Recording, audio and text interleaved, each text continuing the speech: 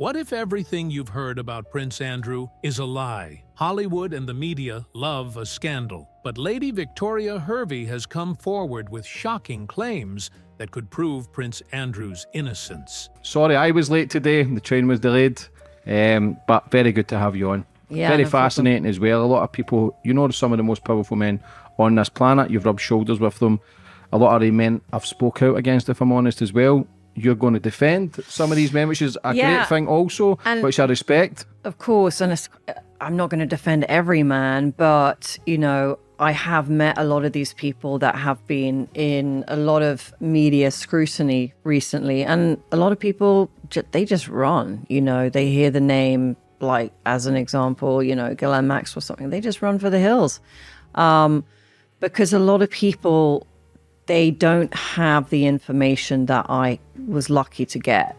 And so that is why I've been able to defend certain people very, you know, with a loud voice and not have any repercussions. I've never had a legal letter from anyone, example, Virginia Guthrie, like any of that. I've called them con artist liars on live television. I've had nothing. Every network by now realizes that, okay, she's got to be telling the truth. But it is interesting because a lot of these people who you are defending, every one of their friends and family have run for the hills. So I can respect that, and it takes a bottle to put yourself out there, because the majority of people, they do follow a trend. And like we spoke earlier, not everybody has the information of what's going on. Social media can play a part in that. Listen, I play a part in that myself. Sometimes it's my business to then go with information that I've had. But you've got to be careful, because sometimes that information isn't always 100% No, accurate. of course. I mean, depending, like, for me, I can defend Prince Andrew and say, absolutely, this guy is innocent, because the witnesses that I have, which we'll be hearing more about the next couple of months, one of them is actually under a gag order by a judge. But once that stuff comes out, I think a lot of people are going to have to be, well, they're going to be very quiet and feel very embarrassed, actually. With other people in the media right now, example, the Diddy situation, no, I don't know. I wasn't in the room. I just can say from me observing, having traveled with him on planes and been on boats and been at parties with his mother and his kids, yes, is someone trialed because they're bisexual? I don't think that that's against the law, is it? There was an FBI raid. They found a housekeeper and 2 of his kids in the house. Like, it's not a child trafficking organization. Like, yes, he likes to party. He parties a lot. Yes, he might do drugs. He had an alcohol brand. He was promoting his alcohol brand nonstop, actually. You know, if you saw his Instagram before, like, daily, Ciroc, De Leon, tequila. Does that make him a bad guy? Like, I don't know if he beat anybody up.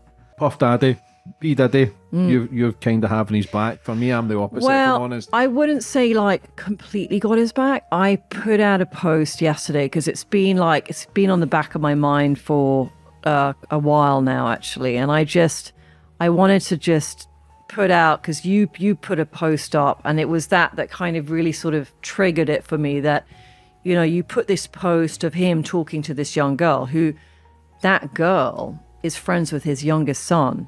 So it's not him freaking, you know, yes, he calls himself a bad boy records. This guy has never called himself squeaky clean. He can have sex with who he wants. That I don't think anyone should, like, worry about. The fact is, we should worry about if he's actually, like, hurting somebody. If he wants to sleep with men, women, whatever, like, doesn't affect us. If he wants to do drugs, doesn't affect us. But, you know, to put out a video saying he's sex trafficking, like, that is obscene. You know, anyone that has been to parties at his houses, there's no freaking sex trafficking. It's a party. It's a party. He has an alcohol brand. He knows how to have fun.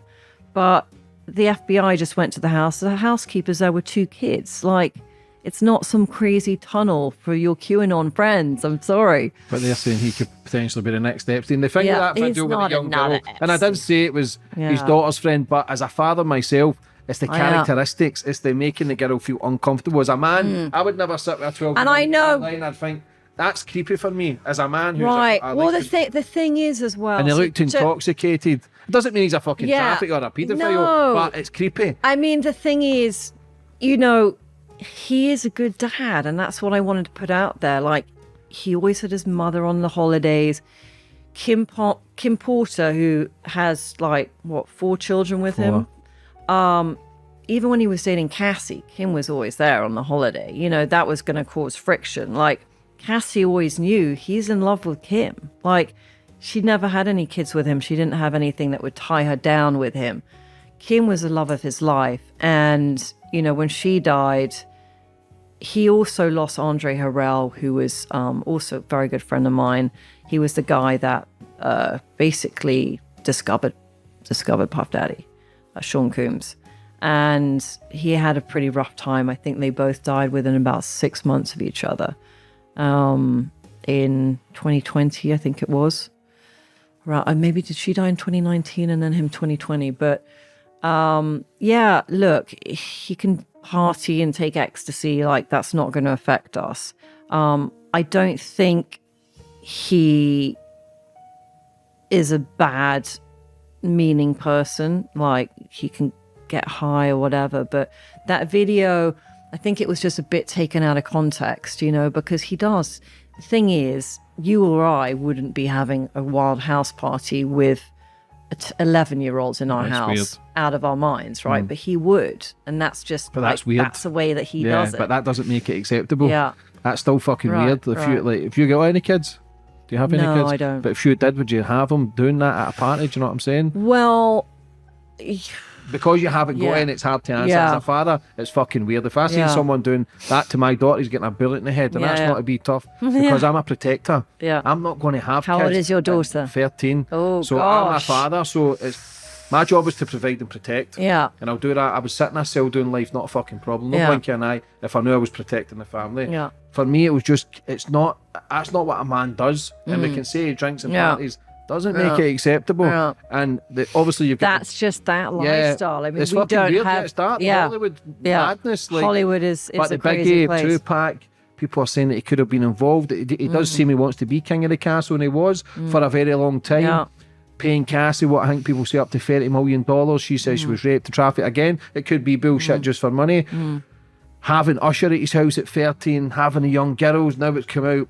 Again, it could all be a setup again. I genuinely don't know for his brands that he has, because there's a billionaire, he's loaded. So Yeah, just doesn't look good. I'm trying to like figure out who are the people who are benefiting from this takedown. I think that's always the way to look at it. Like, who are they? You know, is it the alcohol brand that wanted to cut a relationship with him because he was getting paid too much? You know, like I said before, same thing that happened to John Galliano, totally set up, because he was asking too much money, they're paying him too much. Okay, let's just get rid of him. So, you know, the hip hop world in the US, you've got the Crips and the Bloods, and they hate each other. They kill each other every day. And so obviously the rappers on the other side, you've got 50 Cent and stuff, and they're rejoicing right now. I know you got 50 Cent suits. They're like partying, like fireworks. Yay. Because, you know, 50 Cent, I love 50 Cent. I think he's awesome. But I think he had a hard time at some point, and I think blew all his money and stuff. And then they're probably looking at Diddy like, fuck this guy. Like, he's living this, you know. But, yeah, I met 50 Cent. I'm trying to think. Oh, Cannes Film Festival a couple of years ago. That was it. Very smiley. Very smiley guy. She reveals how the real story might be far different from what's been shown to the public, pointing to holes in the accusations and media bias that framed him as guilty.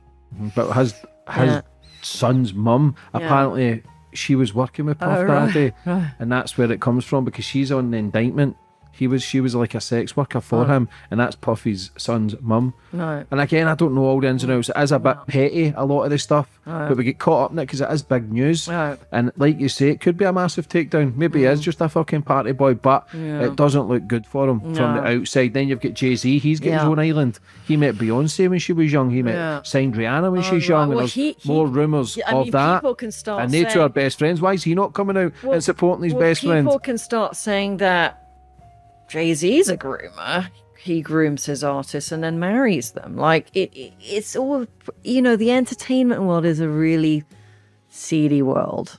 It is. Especially Hollywood.